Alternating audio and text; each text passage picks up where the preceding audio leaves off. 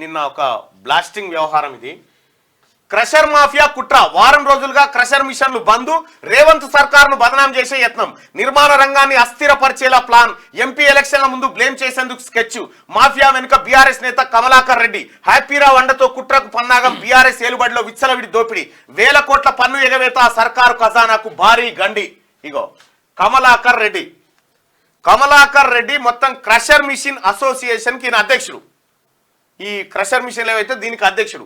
ఈ కమలాకర్ రెడ్డి ఇగో హ్యాపీరావు ఈ గ్యాంగ్ తో కలిసి జరిగిన విషయం ఏంటంటే, ఇక్కడ మొన్న పటాన్చెరు ఎమ్మెల్యే తమ్ముడు గూడెంమైపాల్ రెడ్డి తమ్ముడు మధుసూదన్ రెడ్డి ఉన్నాడు కదా, పటాన్చెరు ఎమ్మెల్యే తమ్ముడిని టాస్క్ ఫోర్స్ పోలీసు వాళ్ళు తీసుకుపోయారు కదా.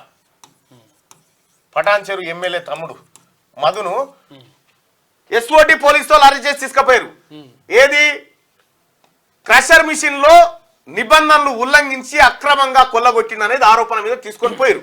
పోయిన తర్వాత నెక్స్ట్ టార్గెట్ ఏం చేసిరంటే, ఈ అన్ని క్రషర్ మిషన్ల వ్యవహారాన్ని తేల్చాలని చెప్పి చాలా మంది ప్రభుత్వం మీద ఒత్తిడి తెచ్చారు. ఒత్తిడి తెయంగానే ఏం చేసిండు, ఈ కమలాకర్ రెడ్డి అనేటువంటి వ్యక్తి ఏం చేసినంటే, టిఆర్ఎస్ పార్టీలోనే ఉన్నాడు, ఏం చేసినంటే, అమ్మా ఇది మనందరి భాగోతం బయటపడుతుంది, మన క్రషర్ మిషన్ల దందా మొత్తం బయటికి వస్తుంది, వస్తే 1000 కోట్ల రూపాయలు ప్రభుత్వానికి రాయల్టీ ట్యాక్స్ కట్టాల్సి వస్తుంది.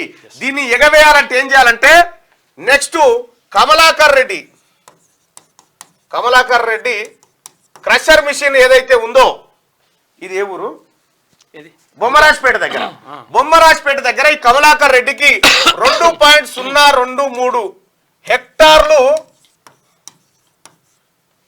అది కేశాపురం రిజర్వాయర్లో పోతుందన్న ఉద్దేశంతో టెంపరరీ రిజర్వ్ పర్మిషన్ ఇచ్చిరు.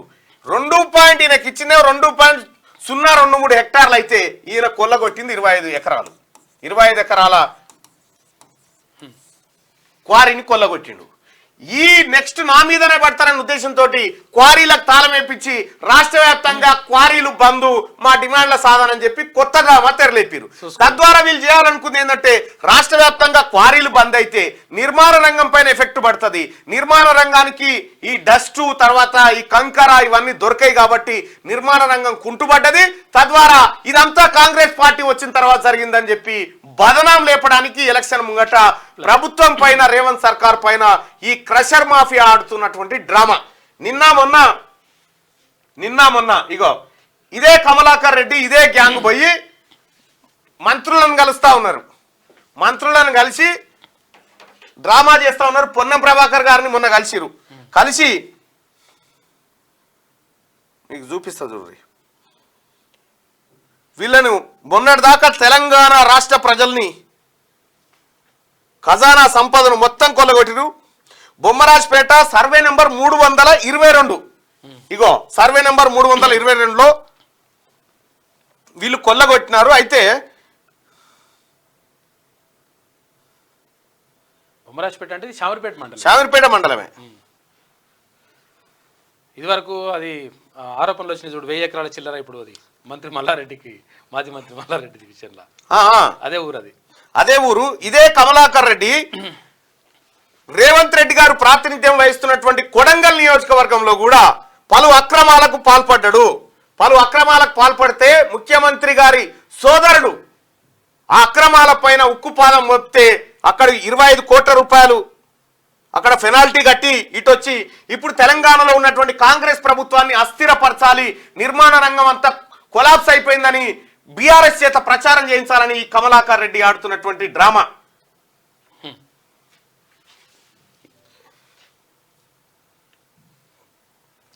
ఇగో కమలాకర్ రెడ్డికి సంబంధించి ఇవి ఏది వరహగిరిపల్లి గండీడ్ మండలం మహబూబ్ నగర్ లో ఇదే ఈయన క్వారీలు ఈయన అక్రమాలన్నీ అక్కడి నుంచి స్టార్ట్ అయిపోయినాయి. తెలంగాణలో మచ్చనగేరి కమలాకర్ రెడ్డి తండ్రి మల్లారెడ్డి ఈయన చిరునామా వరహగిరిపల్లి గండీడ్ మండలం. మొన్నటిదాకా టిఆర్ఎస్ పార్టీ నాయకులకు బినామీలుగా ఏది వాళ్ళకు దోచిపెట్టేటువంటి దొంగలుగా ఉన్నటువంటి ఈ ముఠ తాజాగా ఇప్పుడు రేవంత్ సర్కార్ పైన మొన్ననేమో ముఖ్యమంత్రి గారు ఉత్తగానే చెప్పలేమన్నా ఆడాడ గంజాయి మొక్కలను నాటిపోయిందని.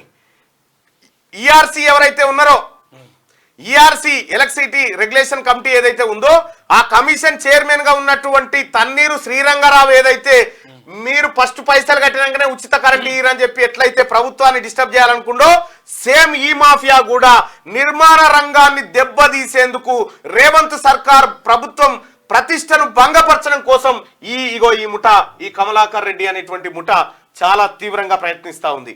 అయితే మళ్ళా మంత్రులందరిని వచ్చి కలుస్తా ఉన్నారు. తెలంగాణ మంత్రులారా, ఇది పెద్ద గ్యాంగ్, ఇది ఈ ముఠ. ఇక్కడే పక్కనే ఇంకొక క్వారీలు ఉంటాయి, బూడిద నందారెడ్డి అని. ఆ క్వారీలకు సంబంధించి మల్రెడ్డి రంగానికి ఒకసారి ఫోన్ చేస్తే ఈ మొత్తం తెలుస్తుంది.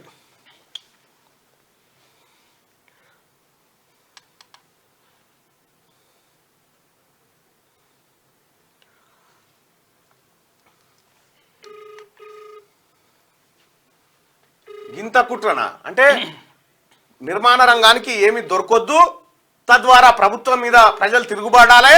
ఇగో ఇది వీళ్ళ కథ.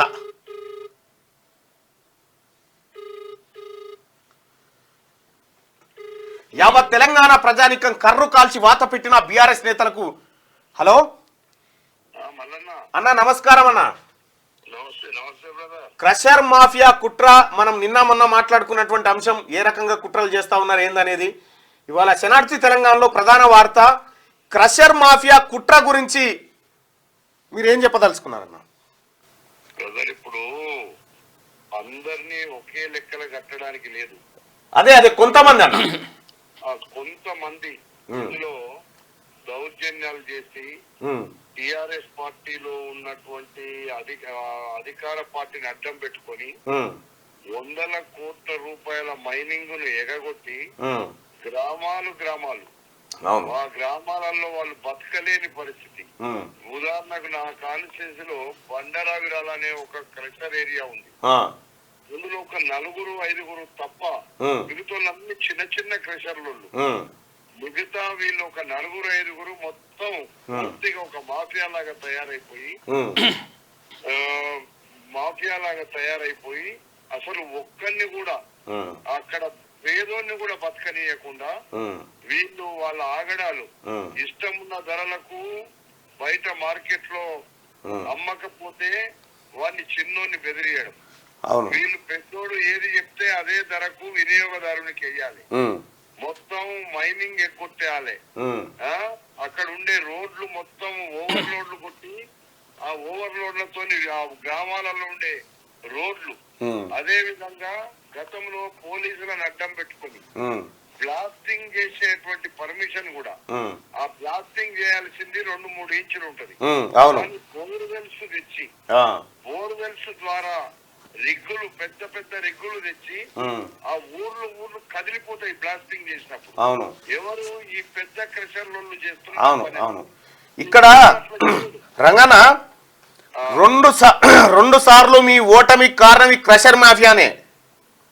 అవును, వాళ్ళంతా డబ్బుల మాఫియా. డబ్బులు అంతా ప్రభుత్వానికి డబ్బులు ఎగ్గొట్టినారు.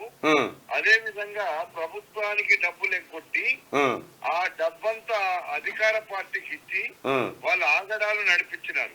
ఇప్పుడు మా సీఎం గారు వచ్చిన తర్వాత రాష్ట్ర వ్యాప్తంగా ఉన్నటువంటి క్రషర్స్ మీద గాని, దొంగ ఇసుక మీద గాని, ఎక్కడైతే మైనింగ్ మాఫియా ఉందో వాళ్ళందరినీ కంట్రోల్ చేయడానికి అధికారులకు ఆదేశాలు ఇచ్చిండు. చాలా క్లియర్ గా మీరు చట్టపరంగా నడుపుకోండి, చట్టానికి వ్యతిరేకంగా నడపొద్దు, ప్రభుత్వానికి రావాల్సిన రాబడిని కూడా మీరు అందరిలాగా వాళ్ళు ప్రజల దగ్గర వసూలు చేస్తున్నారు కానీ ప్రభుత్వానికి ఇస్తలేరు. ప్రజల దగ్గర వసూలు చేయకుండా ప్రభుత్వానికి ఇయ్యకుండా అది కాదు. ఇప్పుడు ఇక్కడ ప్రజల దగ్గర విపరీతమైన ధరలు పెట్టుకున్నారు. అది కూడా చిన్నోడు ఎవడన్నా పోయి వాళ్ళకు కనీసము వాళ్ళకు పడ్డ రేటుకి ఇస్తే కూడా వెయ్యనియరు వీళ్ళు. పోయి వాళ్ళు సంతర్ పట్టుకొని, అంటే ఇక్కడ ఉండే బౌన్సర్లను పెట్టుకొని బండారాలు నడిపిన రోజులు ఉన్నాయి. గతంలో అభయ్ కుమార్ అనేటువంటి ఒక కలెక్టర్ అభయ్ కుమార్ అమయ్ కుమార్ ఆయన అయితే కోట్లు తీసుకుని ఒక మల్రెడ్డి రంగారెడ్డి వస్తే ఇక్కడ క్రషర్లను చట్టపరంగా నడుపమంటాడని 1 సంవత్సరం లీజ్ ఉండగానే ఆ లీజ్ ఇవ్వాలని ఆయన ఒక మీటింగ్ పెట్టుకున్నాడు పోలీసులను పెట్టి అధికార పార్టీ అండతోని. అంటే వీళ్ళు ఈ అనవసరంగా పేద ప్రజలను గ్రామాలను అక్కడ ఉండేటువంటి పరిస్థితినే రైతులకు ఎక్కడ చూసినా డస్ట్ అంతా ఎక్కడ పడుతుంది, పొలాల మీద, వరిచేళ్ల మీద, కూరగాయల మీద వాళ్ళు బతకలేని పరిస్థితి. దానికి ఇందులో ప్రధానంగా దానికి వీళ్ళు కూడా ఒత్తిడి పలికిండ్రు. Pollution control board. Pollution control board అంటే వాళ్ళే ముందు పొల్యూషన్ అయిపోయినారు. వాళ్ళు పొల్యూషన్ అయిపోయి వీళ్ళ మీద డబ్బు తిని ఏదైతే చట్ట ప్రకారంగా జరగాల్సింది జరగనీయలేదు. ఇంకోటన్నా ఇంకోటి బ్రదర్, వ్యాపారాలు నడవాలి, ఇండస్ట్రీస్ నడవాలి, అన్ని నడవాలి. ఇప్పుడు ఏం చేసిరంటే ఇప్పుడు క్రషర్ మిషన్ లో ఈ కమలాకర్ రెడ్డి, నందారెడ్డి వీళ్ళంతా కలిసి ఏం చేసిరంటే రాష్ట్ర వ్యాప్తంగా ఉన్న క్రషర్లన్నీ బంద్ పెట్టాలి, బంద్ పెట్టి ప్రొడక్షన్ ఆపితే నిర్మాణ రంగం కుంటుపడుతుంది, ప్రభుత్వంకి చెడ్డ పేరు వస్తుందని ఇప్పుడు ఇలా ప్లాను చేస్తారు. ఆ పని కూడా చేస్తారు వాళ్ళు. ఇప్పుడు మిగతా వాళ్ళని నడవనియరిగా ఈ మాఫియా ఏం చేస్తారంటే ఒక నలుగురు మొత్తానికి ఒక 10 మంది ఉంటారు బ్రదర్ ఇల్లు. అవును గంతే. 10 మంది దగ్గరనే ఇప్పుడు ఒక 2-3 వేల కోట్లు ఎక్కువ వచ్చినాయి. ఎస్, 1000 కోట్ల పన్నులు. ఒక పథకాన్ని ఈజీగా నడపొచ్చు అన్న ప్రభుత్వం.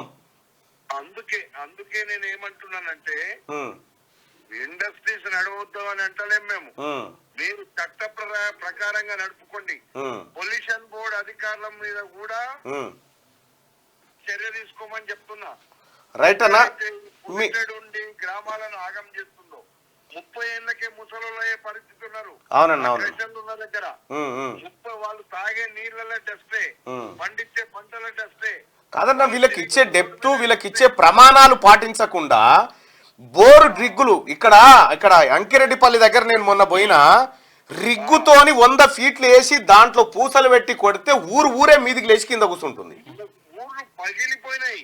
మా దగ్గర పోయి మీరు చూడండి, బండరావిరాల్లో పంపిస్తాను చిన్నరావిరాల, అక్కడ ఉండేటువంటి తారామతిపేట, సద్దిపల్లి, ఈ గ్రామాలన్నీ వాళ్ళు బతకలేని పరిస్థితి. ఆ ఊర్లలో కూడా ఏం చేస్తారు వీళ్ళు, ఒక 4-5 మెయింటైన్ చేస్తారు. వాళ్ళకి ఎన్నో డబ్బులు ఇస్తారు.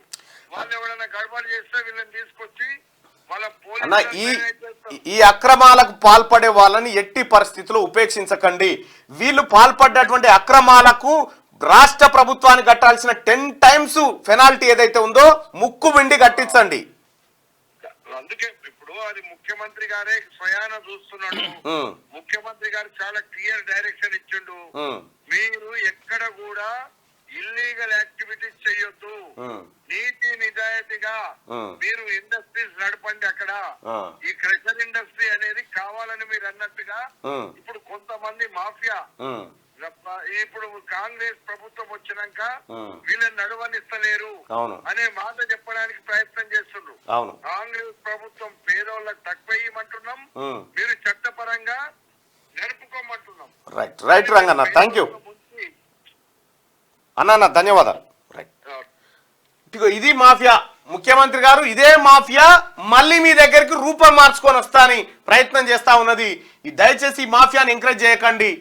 మీ దగ్గర యావత్ తెలంగాణ ప్రజారికం కర్రు కాల్చి వాత పెట్టిన బీఆర్ఎస్ నేతలకు ఇంకా సిగ్గు వస్తలే. కాంగ్రెస్ పార్టీ నేతృత్వంలో ఏర్పడిన ప్రజాప్రభుత్వంపై ఇంకా కుట్రలు చేస్తూనే ఉన్నారు. స్టేట్ లో ఏ చిన్న ఇన్సిడెంట్ జరిగినా దాన్ని ప్రభుత్వానికి ముడిపెట్టి బదనాం చేసే కుట్రలకు తెరలేపుతున్నారు. తాజాగా ఇదే తరహాలో క్రషర్ మాఫియా కాంగ్రెస్ సర్కారును బదనాం చేసేందుకు కుట్ర పన్నారు. బీఆర్ఎస్ నేతల కన్సర్నల్లో వారం రోజులుగా క్రషర్ మిల్లులను బంద్ పెట్టారు. ఫలితంగా రేవంత్ రెడ్డి సర్కారును పార్లమెంట్ ఎన్నికల ముందు బదనాం చేసేందుకు బీఆర్ఎస్ నేతలు పక్కా స్కెచ్ వేశారు. క్రషర్ మిల్లులను నిరవధికంగా బంద్ పెట్టడం వల్ల నిర్మాణ రంగంపై ఎఫెక్ట్ పడుతుంది. దీంతో రేవంత్ సర్కార్ హయాంలో నిర్మాణ రంగం అస్థిరపడిపోయిందంటూ ఫేక్ ప్రచారానికి తెరలేపే ప్రయత్నం చేస్తుండడం గమనార్హం. అయితే ఈ క్రషర్ మాఫియా వెనుక బీఆర్ఎస్ నేత కమలాకర్ రెడ్డి ఉండి క్రషర్ మిషన్లతో ప్రభుత్వాన్ని బదనం చేసేందుకు అపసోపాలు పడుతున్నారు. అయితే ఈ కుట్ర వెనుక బీఆర్ఎస్ నేత కమలాకర్ రెడ్డికి హ్యాపీరావు అండదండలు పుష్కలంగా ఉండడం గమనార్హం. నిజానికి క్రషర్ మిల్లర్లు గత 10 ఏళ్లుగా బీఆర్ఎస్ ప్రభుత్వ హయాంలో సర్కార్ ఖజానాకే చేరాల్సిన 1000 కోట్ల పన్నులు ఎగవేశారు. బీఆర్ఎస్ ఏలుబడిలో 10 ఏళ్ల పాటు పాటు విచ్చలవిడి దోపిడీకి తెగబడ్డారు. కానీ కాంగ్రెస్ సర్కార్ హయాంలో క్రషర్ మిల్లర్ల మాఫియా పప్పులు ఉడకకపోవడంతో లేనిపోని రాద్ధాంతం క్రియేట్ చేసి ప్రభుత్వాన్ని బదనాం చేసేందుకు హ్యాపీరావు కన్సర్న్లో బీఆర్ఎస్ నేత కమలాకర్ రెడ్డి భారీ స్కెచ్ వేశారు. ఇదిలా ఉంటే క్రషర్ మాఫియా సాగిస్తున్న ఆగడాలపై శనార్థి తెలంగాణ ప్రత్యేక కథనాలను ప్రచురించబోతా ఉంది. ఈయన ఎన్ని కొట్టిండు, ఈయన ఎంత కట్టాలి, వీళ్ళు వేల కోట్ల రూపాయలు ప్రభుత్వానికి కట్టాల్సింది. ఇప్పుడు బుకేలు ఇచ్చి సార్ మా సమస్యల పరిష్కారం అంది, ఒక్కను కూడా వదిలిపెట్టొద్దు సర్కార్.